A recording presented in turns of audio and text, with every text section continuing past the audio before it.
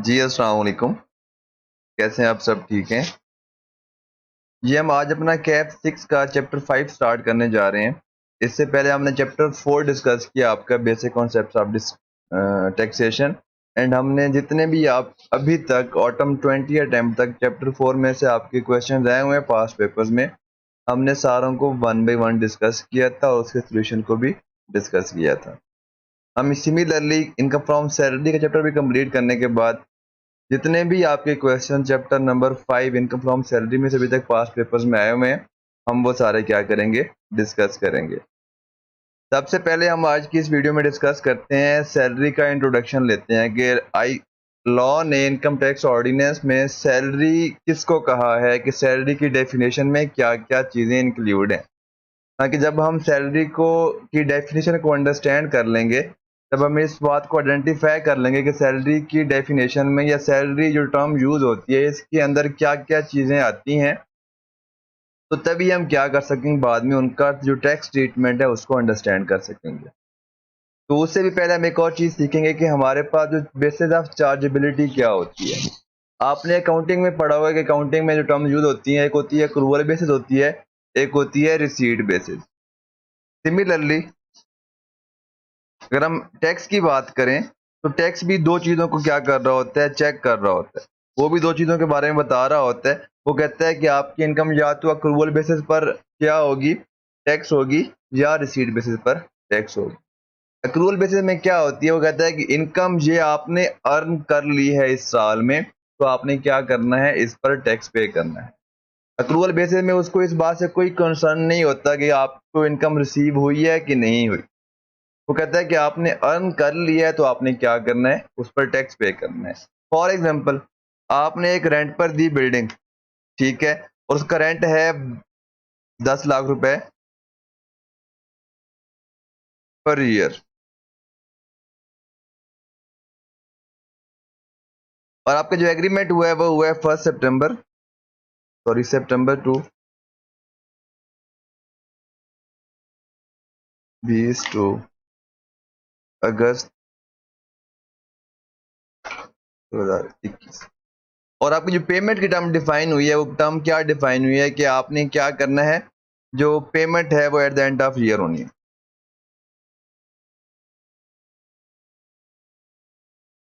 मतलब क्या होनी, पेमेंट कब होनी है, 31 अगस्त 2021 को होनी है। और हम जो टैक्स की वर्किंग कर रहे होंगे, वो हम वर्किंग कर रहे होंगे आपकी जुलाई 20 से जून 21 तक। मुझे जो पैसे मिलने हैं वो अगस्त 21 में मिलने हैं। तो लॉ कहता है कि रेंट के केस में, प्रॉपर्टी के केस में, आपने जो अपनी इनकम टैक्स करवानी है वो करवानी है अक्रूवल बेसिस पर।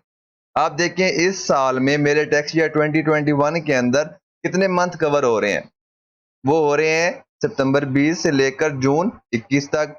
ये बनते हैं मेरे पास 10 मंथ। तो मैं क्या करूंगा, 10 लाख को डिवाइड करूंगा 12 से, क्योंकि मेरा पूरे साल का रेंट है तो पर मंथ रेंट कैलकुलेट करूंगा और मल्टीप्लाई कर दूंगा मैं 10 मंथ के साथ। मेरे पास क्या आ जाएगी, ये इनकम फ्रॉम प्रॉपर्टी आ जाएगी फॉर द टैक्स ईयर 2021। ये क्या है, मेरी अक्रूवल बेसिस है। Just second. सिमिलरली मेरे पास रिसीट बेसिस भी है। लॉ कहता है कि मुझे कोई कंसर्न नहीं है कि आपने इनकम अर्न कर ली है, आपको मिली है कि नहीं मिली, नो सो ऑन।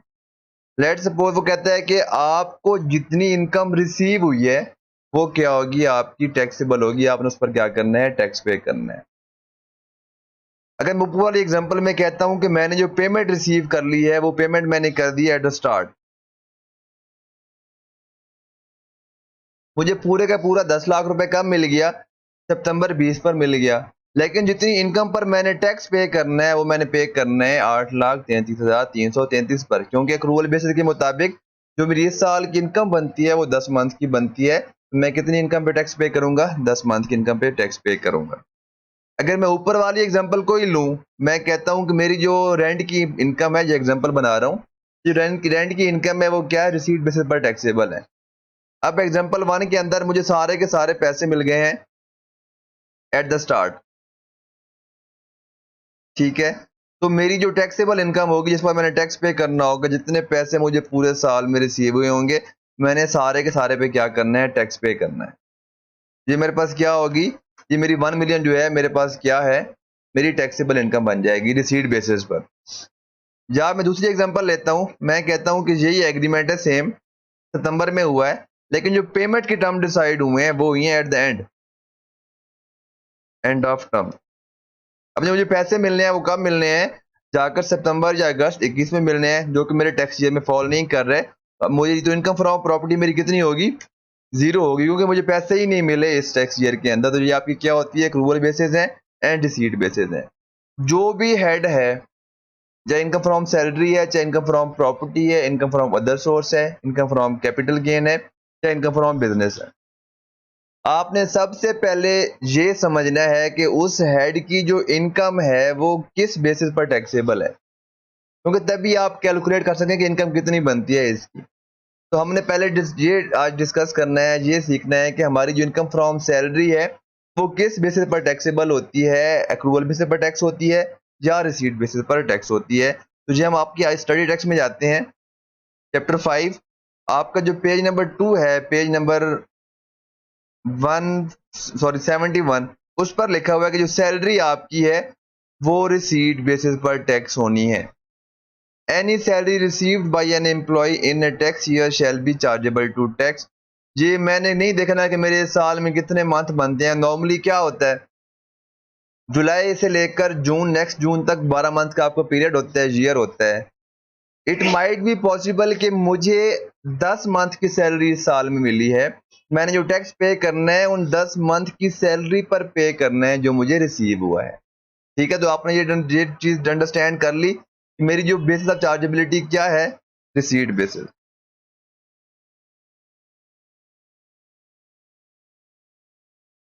अब हम डिफाइन अंडरस्टैंड करते हैं कि जो डेफिनेशन है सैलरी की, कि लॉ सैलरी में क्या क्या चीजें इंक्लूड करता है जो मुझे समझ आ जानी चाहिए। जी देखते हैं, सैलरी मीन्स मतलब ये हुआ कि जो जहां पर चीजें नीचे उसने बता दी हैं सिर्फ वही आपकी सैलरी का पार्ट बनेंगी। उसने वर्ड यूज किया सैलरी मीन, मतलब सैलरी का मतलब है any amount received by an employ from an employment whether of a revenue nature और कैपिटल नेचर। आपने अकाउंटिंग में एक टर्म पढ़ी होगी, revenue receipts, capital receipts, revenue expenditure and capital expenditure. Tax भी इस कॉन्सेप्ट को डील करता है। टैक्स कहता है कि जो आपकी रेवेन्यू रिसीट्स हैं,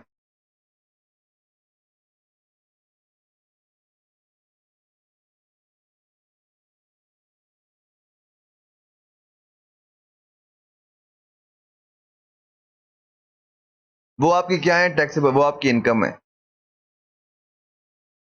नॉर्मली। जो कैपिटल रिसीट्स हैं,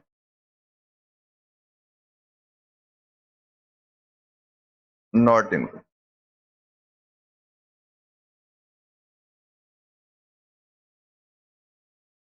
लेकिन इसकी एक्सेप्शंस हैं एंड इसकी भी एक्सेप्शंस हैं। ठीक है, अब हम यहाँ पर डिस्कस करते हैं कि कैपिटल रिसीट्स एक्सेप्शंस क्या है। जनरल टर्म्स के अंदर जो कैपिटल रिसीट्स होंगी, फॉर एग्जांपल मैंने एक लैंड, मुझे गिफ्ट मिला है मेरी मेरी पेरेंट्स से, या मैंने एक लोन लिया है, फॉर एग्जांपल लोन, लोन की अमाउंट है 10 मिलियन, वो एक कैपिटल रिसीट है। तो लॉ कहता है कि जो कैपिटल रिसीट्स हैं वो आपकी इनकम नहीं होती। लेकिन सैलरी के केस में लॉ कहता है कि अगर आपको चाहे जो भी पैसे मिले हैं आपकी कंपनी से, आपकी जो एम्प्लॉयमेंट है, जो आपका एम्प्लॉयर है, उससे चाहे वो रेवेन्यू नेचर के हैं या कैपिटल नेचर के हैं। अब कैपिटल नेचर की क्या टर्म चीज हो सकती है, वो हो सकती है कि आपको आपके एम्प्लॉयर ने एक कार दे दी है कि हाँ जी ये कार आपकी हुई, आपको आपके एम्प्लॉयर ने रहने के लिए घर दिया है, वो एक कैपिटल नेचर के आपको बेनिफिट दे रहा है। वो लॉ कहता है कि आपकी सैलरी में इंक्लूडेड है, जहां पर उसने टर्म यूज कर दी है। अब रेवेन्यू नेचर क्या है, जो आपको मंथली 1 लाख रुपए 2 लाख रुपए की जो सैलरी मिल रही होती है वो आपकी रेवेन्यू रिसीट्स हैं। ये आपकी दो टर्म्स हैं। लॉ कहता है कि सैलरी के केस में रेवेन्यू रिसीट्स और कैपिटल नेचर की रिसीट्स दोनों क्या होंगी, आपकी इनकम का पार्ट बनेंगी। कौन सी इनकम का, सैलरी की इनकम का। एंड इंक्लूड्स, जी क्या क्या इंक्लूसिव है इसके अंदर, पे, वेजेस, अदर रिम्यूनरेशन। अब ये कौन सी है, लीव पे। लीव पे क्या होती है कि नॉर्मली एक कॉन्ट्रैक्ट के अंदर हर कंपनी अपने एम्प्लॉय को साल में 20 से 25 लीव्स क्या करती है, अलाउ करती है। अगर एक एम्प्लॉय है उसको 25 लीव अलाउ थी पूरे साल के अंदर, उसने सिर्फ 10 किए हैं या 12 किए हैं, उसने जाहिर सी बात है 13 डेज क्या किया है, एक्स्ट्रा काम किया अपने कॉन्ट्रैक्ट से, तो कंपनी क्या करती है उन 13 दिनों की उसको एक्स्ट्रा पेमेंट करती है, एक एडिशनल पेमेंट करती है। जी आपकी क्या होती है, लीव पे होती है। फिर आपका होता है ओवर टाइम। नॉर्मल जो टाइम होती है, टाइमिंग होती है फर्म कंपनीज के अंदर, वो होती है 9 to 6 या 9 to 5। उनमें आपको सैलरी मिल होती है, वो आपकी यहाँ पर पे में कवर हो जाएगी। लेकिन कुछ कंपनी ऐसी भी होती हैं जो ओवर टाइम करवाती हैं, तो अगर अगर एक इंडिविजुअल खुद ओवर टाइम लगाता है तो उसका भी एक रेट फिक्स होता है कि जो आपका नॉर्मल पर आवर रेट होता है उसका 50% आपको हम एक्स्ट्रा देंगे, 1.5%। जो आपको ओवर टाइम की पेमेंट मिलेगी वो आपकी क्या होगी, सैलरी का पार्ट होगी। जी बोनस, बोनस मल्टीपल टाइप्स के हो सकते हैं। आपका एक परफॉर्मेंस बेस भी बोनस हो सकता है, ईद अलाउंसेस भी हो सकते हैं, बोनसेस हो सकते हैं ईद के मौके पर। एंड और भी डिफरेंट, आपके कंपनी के प्रॉफिट ज्यादा आ गए हैं तो उसने पूरे एम्प्लॉइज में बोनस बोनस बोनस इजाफा क्या किया है, डिस्ट्रीब्यूट किया है। जो आपको कंपनी बोनस आपको मिलेगा कंपनी की तरफ से, आपका सैलरी का पार्ट बनेगा। जी कमीशन, ये आपकी अगर आप सेल्स के डिपार्टमेंट में है, मार्केटिंग के डिपार्टमेंट में है, तो अगर आपने सेल्स अगर टारगेट्स आपको मिल रहे हैं, आपने अगर वो अचीव कर लिए हैं तो आपको कमीशन मिलता है 1% सेल्स का, 2%। जितनी आपने सेल्स करवाई होंगी, जो आप कस्टमर लेकर आए होंगे, वो सारे के सारे कहाँ पर फॉल करते हैं, कमीशन में आ जाता है। जो कमीशन होती है वो आपकी क्या होती है, सैलरी का पार्ट होती है। जी फीस, अगर आपने कोई एक्स्ट्रा सर्विस दी है तो आपको उसकी अगर कुछ फीस मिली है तो भी क्या होगी, आपकी सैलरी का पार्ट बनेगी। जी ग्रेचुइटी, ये आपका पोस्ट एम्प्लॉयमेंट बेनिफिट होता है, जस्ट लाइक पेंशन, ठीक है ना, वो आपकी क्या बनेगी, सैलरी का पार्ट बनती है। फिर है वर्क कंडीशन सप्लीमेंट्स। अब ये नॉर्मल केसेस में नहीं है, ये रेयर रेयर केसेस में आपको मिल रहा होता है कि कंपनी का एक ऐसा सेटअप है जहां पर जो इन्वायरमेंट है, बिल्डिंग है नई बन रही है, वो वहां पर कोई एम्प्लॉय जाने के लिए तैयार नहीं है, तो कंपनी ऑफर करती है कि जनाब अगर कोई जो एम्प्लॉयज इस एरिया में जाकर काम करेंगे, हम उनको 50% एक्स्ट्रा पेमेंट करेंगे नॉर्मल पे से। वो जो पेमेंट होगी वो भी आपकी क्या होगी, सैलरी की डेफिनेशन में कवर हो रही है, वो आपकी इनकम फ्रॉम सैलरी के हेड में क्या होगी, टैक्स होगी। Any perquisite whether convertible into money और नॉट, जैसे कि मैंने घर मिला है, घर दिया है, कंपनी ने क्या किया, अपने सीएफओ को एक गाड़ी दे दी है। कंपनी ने क्या किया, अपने सीएफओ को इस साल एक घर में कुछ इलेक्ट्रॉनिक्स का सामान दे दिया कि हाँ जी आप एलसीडी एलईडी लगवा दें, रेफ्रिजरेटर आप ले लें। तो सारी जो चीज़ें हैं, चाहे वो मनी में है चाहे मनी में नहीं है, वो सारी की सारी क्या हो जाएंगी, सैलरी में इंक्लूडेड होंगी। फिर नेक्स्ट है any allowance provided to employ including cost of living, rent, utilities. हाँ जी, अगर मैं एक किराए की बिल्डिंग में रह रहा हूँ और कंपनी कहती है कि जनाब आपका जो रेंट है वो हम पे करेंगे, तो जो मुझे बेनिफिट दे रहे हैं रेंट के अगेंस्ट, वो भी क्या होगा, मेरा सैलरी का पार्ट बनेगा। यूटिलिटीज, अगर एम्प्लॉयर मेरी जो घर का इलेक्ट्रिसिटी के बिल्स हैं, मेरे टेलीफोन के बिल्स हैं, गैस के बिल्स हैं, अगर सारे कंपनी बियर कर रही है, वो भी क्या होगी, जो बेनिफिट मुझे बेनिफिट मिल रहा है ना, अदरवाइज मैं अपनी पर्सनल पॉकेट से पे करता, तो जो बेनिफिट जो यूटिलिटी जो मेरे बिहाफ पे कंपनी पे कर रही है, वो भी क्या होगी, मेरी सैलरी का पार्ट बनेंगे। एजुकेशन, जाहिर सी बात है मैं वहां पर एम्प्लॉय हूँ, अब मेरी एजुकेशन तो वो करवाएंगे नहीं, मेरे जो बच्चों की, मतलब जो एम्प्लॉय है उससे जो बच्चों की अगर वो फीस वगैरह बियर कर रहे हैं, एजुकेशन एक्सपेंस अगर वो बियर कर रहे हैं, जितनी अमाउंट के एक्सपेंसेस वो बियर कर रहे हैं, वो भी क्या होगा, मेरी सैलरी का पार्ट बनेगा, क्योंकि मुझे एक बेनिफिट मिल रहा है मेरी एम्प्लॉयमेंट का। इंटरटेनमेंट, अगेंस्ट अगर मुझे बेनिफिट दे रहे हैं, तो वो भी क्या होगा, मेरी सैलरी का पार्ट बनेगा।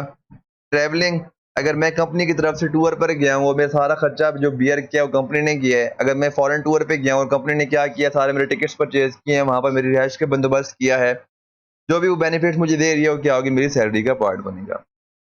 Excluding allowances solely expanded in the performance of duties of employment, जैसे कि यहाँ पर बात ही है cost of living, let's suppose company ने मुझे कार दी हुई है, लेकिन कार जो है सिर्फ मैंने ऑफिस पर्पज के लिए यूज करनी है, ऑफिस में यूज करनी है। वो मुझे क्यों मिली हुई है? In the performance of duties of employment. तो उस केस में कार की एक किस तरह अमाउंट सैलरी में ऐड होती है हम बाद में सीखेंगे। तो कार जो है, कार की जो अमाउंट है मेरी सैलरी का पार्ट नहीं बनेगी। ऐसा कोई बेनिफिट जो मुझे एक्सक्लूसिवली मेरी एम्प्लॉयमेंट के लिए या मेरी जॉब की परफॉर्मेंस के लिए दिया गया हो, तो मेरी सैलरी का पार्ट नहीं बनेगा। Any expenditure reimbursed by employer other than expenditure incurred solely in the performance of duties of the employment. For example, मैं फैमिली ट्रिप पे गया यहाँ से नॉर्दर्न एरियाज में, मेरा कोई 60-70 हज़ार रुपये लग गया। मैं वापस आया, मुझसे मेरे सीईओ ने पूछा, जनाब तबूर साहब कितना खर्चा किया आपने?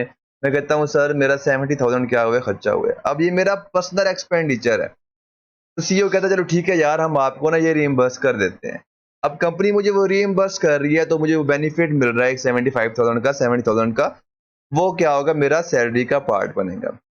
अगर मैं कंपनी के विजिट पर गया था और उन्होंने मुझे पेमेंट की थी, बजट है जनाब ये 50,000 रुपये आपका वहां पर रहने के, आप कंपनी विजिट की तरफ से जा रहे हैं। अगर 50,000 में से मैंने जस्ट 20,000 लगाया है, तो मुझे 30,000 बच गया है, वो फिर भी मेरी सैलरी का पार्ट नहीं बनेगा, क्योंकि जो मुझे पेमेंट हुई थी वो एक्सक्लूसिवली मेरी क्या हुई थी? अपनी जो जॉब की जो ड्यूटीज हैं जो उनको परफॉर्म करने के लिए हुई थी। यहाँ पर आपने ये चीज को अंडरस्टैंड करना है कि कौन सा पार्ट आपकी सैलरी का पार्ट बनता है और कौन सी चीज आपकी सैलरी का पार्ट नहीं बनती। जी ये हमारे पास कुछ टर्म्स हैं जो हम आगे पढ़ेंगे भी सही, उनको भी अंडरस्टैंड कर लेते हैं। ये पॉसिबिलिटी है कि एक मोस्ट कॉम्पिटेंट पर्सन है, अपनी फील्ड में काफ़ी फेमस है, एक कंपनी उसको अप्रोच करती है कि जनाब हम आपको हायर करना चाहते हैं एज ए सीएफओ अपनी कंपनी का, और हम आपको पैकेज देंगे 5 लाख रुपए। तो वो पर्सन कहता है कि जनाब ठीक, लेकिन मैं ऑलरेडी 4 लाख के पैकेज पे हूँ और मैं अपनी कंपनी को सर्व कर रहा हूँ, मैं उनको वैसे नहीं छोड़ सकता। वो कहते हैं कि जनाब ठीक है, हम आपको मंथली 5 लाख तो देंगे ही देंगे। अगर आप वो कंपनी छोड़कर हमारे पास आते हैं तो हम आपको एडिशनल इन कैश 20 लाख रुपए देंगे। ये आपको एक जॉब ऑफर है कि आप हमारे पास अगर आए तो हम आपको 20 लाख इन कैश एडवांस दे देंगे और मंथली सैलरी आपकी एडिशनल होगी, एक्स्ट्रा होगी। यहाँ पर आपको भी बात कर रहा है कि consideration received for entering into an agreement. ठीक है ना। अब यहाँ पर एक न्यू एग्रीमेंट, एम्प्लॉयमेंट एग्रीमेंट में आने के जो उसको कंसिडरेशन दे रहे हैं, वो ऑफर कर रहे हैं, वो क्या हो रही है? जो 20 लाख उसको कैश में मिल रहा है एडवांस में, जस्ट उस एग्रीमेंट में एंटर होने के लिए, वो भी क्या होगा? आपकी सैलरी का पार्ट बनेगा। नेक्स्ट क्या है? Amount received on the termination of employment. यहाँ पर पहली वाली बात की अपोनेंट है कि पहले में था कि बंदा बहुत कॉम्पिटेंट था, उन्होंने कहा कि जनाब आप हमारे पास आए, हम आपको 5 लाख पर मंथ भी देते हैं और 20 लाख एक एक्स्ट्रा आपको बेनिफिट में कैश भी एडवांस में दे देंगे। दूसरे पॉइंट में क्या कह रहा है? एक पर्सन है जो मतलब उसको कुछ काम इतना नहीं आता, कंपनी का सीईओ कहता है जनाब आपने हमें बहुत अच्छी सर्विसेज दी, हम आपके इंतहाई मशकूर हैं, और ये ले हम आपको 2-3 मंथ की, 4 मंथ की या एक लमसम अमाउंट पे करते हैं, लेट्स वो 10 लाख रुपए, और कल से आप हमारे पास ना आइएगा। जो टर्मिनेशन ऑफ एम्प्लॉयमेंट पे जो एक लमसम अमाउंट मिलती है, लॉ कहता है कि आपकी वो भी क्या है? सैलरी है, अपने सैलरी में उसको टैक्स करवाना है। इंक्लूडिंग गोल्डन हैंडशेक पेमेंट्स, ये इसी में इंक्लूडेड हैं। इसको हम क्या कहते हैं? गोल्डन हैंडशेक पेमेंट कहते हैं। एनी अमाउंट, ये जो थर्ड पॉइंट है, ये हम आप इस चैप्टर में आगे चलकर डिस्कस करेंगे कि प्रोविडेंट फंड क्या होता है और एम्प्लॉय का कंट्रीब्यूशन कौन सा होता है, एम्प्लॉय का कंट्रीब्यूशन कौन सा होता है, ये हम बाद में डिस्कस करेंगे। तो आपने जैसे पढ़ लेना, जब हम वो पॉइंट डिस्कस कर लेंगे तब आपने उसके बाद ये पॉइंट पढ़ने, आपको ये बात समझ आ जाएगी। ये 6 पॉइंट क्या है? एनी पेंशन और एन्युटी और any supplement to a pension. जी ये पेंशन के बारे में बातें हैं। जो पेंशन एक एम्प्लॉय को मिलेगी वो आपकी इनकम का पार्ट बनेगी। अब उस पर टैक्स किस तरह से कैलकुलेट करना है, कितनी पेंशन आपकी टैक्सेबल होगी, कितनी पेंशन आपकी एग्जेम्प्ट होगी, वो हम बाद में डिस्कस करेंगे। यहाँ पर हम जस्ट ये सीख रहे हैं कि कौन कौन सी अमाउंट्स वो आपकी सैलरी का पार्ट बनती हैं। Any amount of gain earned under employ share scheme. तो यहाँ पर एम्प्लॉय शेयर स्कीम क्या होती है, हम थोड़ा सा देख लेते हैं। कंपनी अगर अपने एम्प्लॉयज को कुछ शेयर देती है फ्री ऑफ कॉस्ट। ठीक है, लेट सपोज एक शेयर था कंपनी का 150 रुपए का, उसने अपने एम्प्लॉय को वो शेयर 30 रुपए का दे दिया। अब उस एम्प्लॉय को पर शेयर 120 का बेनिफिट मिल रहा है। तो लॉ कहता है जो गेन है 120 रुपए का, जो पर शेयर आपको बेनिफिट मिल रहा है, वो भी क्या होगा, आपका सैलरी का पार्ट बनेगा। एंड एक और कॉन्सेप्ट है टैक्स बॉर्न बाय एम्प्लॉयर या टैक्स फ्री सैलरी। ये हम जब आगे डिस्कस करेंगे चैप्टर के अंदर, तब हमें वो चीज़ समझ आ जाएगी कि जनाब हाँ, ये मेरी सैलरी का पार्ट किस तरह बनती है। ये थी आपकी सैलरी की डेफिनेशन जो हमने यहाँ पर डिस्कस की है। अब हमने देखना है कि एम्प्लॉय क्या होता है, इंडिविजुअल जो जॉब कर रहा होता है। एम्प्लॉयर क्या होता है, जो उस इंडिविजुअल को हायर करता है और उसको पेमेंट कर रहा होता है। और एम्प्लॉयमेंट के अंदर क्या क्या चीज़ें आती हैं, मतलब मैं अगर एम्प्लॉयमेंट में हूं तो मैं कौन सी पोस्ट को एम्प्लॉयमेंट में कंसिडर करते हैं। कंपनी का डायरेक्टर भी क्या है, कंपनी का एम्प्लॉय है, उसको भी जो पेमेंट्स मिल रही होंगी वो सैलरी कंसिडर की जाएंगी, और सारी की सारी क्या होंगी, इनकम फ्रॉम सैलरी के अंदर क्या होंगी, टैक्सेबल होंगी। ये आपकी एम्प्लॉयमेंट की डेफिनेशन, आप ये पढ़ लें, इतना ईजी है। जो हमारा आज का लास्ट कॉन्सेप्ट हमने डिस्कस करना है वो हमारा है रिसीट ऑफ इनकम। हमने पढ़ा कि हमारी जो इनकम फ्रॉम सैलरी है वो टैक्सेबल है रिसीट बेसिस पर। लेकिन मुझे कब पता चलेगा कि एक सैलरी क्या हो गई, रिसीट हो गई है, एक इनकम रिसीव हो गई है? तो लॉ ने इस कॉन्फ्लिक्ट को, इस एम्बिग्यूटी को क्लियर करने के लिए रिसीट ऑफ इनकम की डेफिनेशन दी हुई है। ये आपके चैप्टर 4 का एक पॉइंट है जो मैंने स्किप किया था, हम नेक्स्ट चैप्टर में जाकर पढ़ेंगे, वो ये वाला पॉइंट है, रिसीट ऑफ इनकम। ठीक है, जहाँ ये चैप्टर जहां पर भी सेम बात लिखी हुई है, और चैप्टर 5 में जहां पर हम इनकम फ्रॉम सैलरी पढ़ रहे हैं वहां पर भी सेम बात ही लिखी हुई है। A person shall be treated as having received an amount, benefit or perquisite if it is actually received by the person। मुझे एक्चुअली में रिसीव हो गए हैं। Applied on behalf of the person, मैंने अपने एम्प्लॉयर को कहा कि जनाब मैंने फलां बंदे के पैसे देने हैं, तो आपने मुझे इस महीने की सैलरी, इस महीने की जो सैलरी मुझे देने की बजाय मेरे बिहाफ पे आपने उसको पेमेंट कर देनी है। अब ये on applied on behalf of the person, और मेरे बिहाफ पे उन्होंने क्या कर दिया, उसके ऊपर अप्लाई कर दिया, पेमेंट कर दिया। At the instruction of the person और अंडर एनी लॉ, जहां पर भी क्या कंसिडर की जाती है कि हाँ जी सैलरी या वो इनकम मुझे रिसीव हो गई है। या made available to the person, मुझे कॉल आई है कि जनाब मिस्टर तैफूर आपका चेक प्रीपेड है, आप आए और चेक ले लें। मैं कहता हूँ जनाब अभी पड़ा रहे, मैं हफ्ते बाद आकर उठा लूंगा। अब मुझे मेड अवेलेबल कब हुआ है, जिस दिन मुझे कॉल आई है कि हाँ जी आपका चेक तैयार हो गया, आए चेक ले लें। अब उस दिन क्या हो गया, ये अवेलेबल हो गया, तो उस दिन वो क्या कंसिडर की जाएगी कि इनका मुझे रिसीव हो गई है। ये था हमारा आज के इस लेक्चर का जो टारगेट था, हमने वो अचीव कर लिया है। अगर आपको कोई कंफ्यूजन हो, आपको इस लेक्चर के अंदर कोई पॉइंट समझ ना आया हो, आप कमेंट्स में वो डिस्कस कर सकते हैं, या अदरवाइज आपके पास मेरा व्हाट्सएप नंबर है, आप उस पर भी क्वेश्चन पूछकर उसको डिस्कस कर सकते हैं। Thank you so much.